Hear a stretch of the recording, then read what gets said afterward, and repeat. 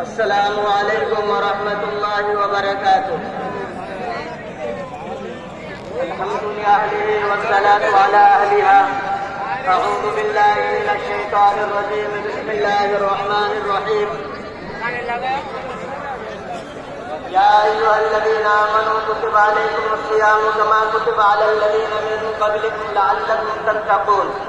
सदक़ल्लाहुल अज़ीम।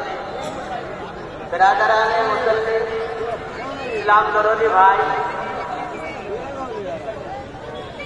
ঈদগাহ কমিটির সিদ্ধান্ত অনুযায়ী 8টা যে জামাতের কথা হয়েছিল সেটা হয়ে গেছে।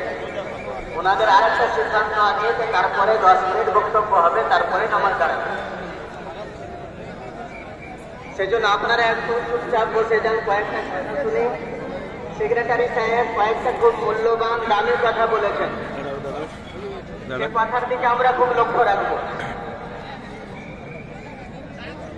আজকে আমরা আল্লাহ তাবারক ওয়া তাআলার কাছে কয়েকটা জিনিস চাইতে এসেছি। দয়ার নবী সাল্লাল্লাহু আলাইহি ওয়াসাল্লাম নিজের পাক জবানে তিনটি ওয়াদা করেছেন, তিনটি পুরস্কারের কথা বলেছেন, যে পুরস্কারটা নিতে এসেছে। আর আল্লাহ তাবারক ওয়া তাআলা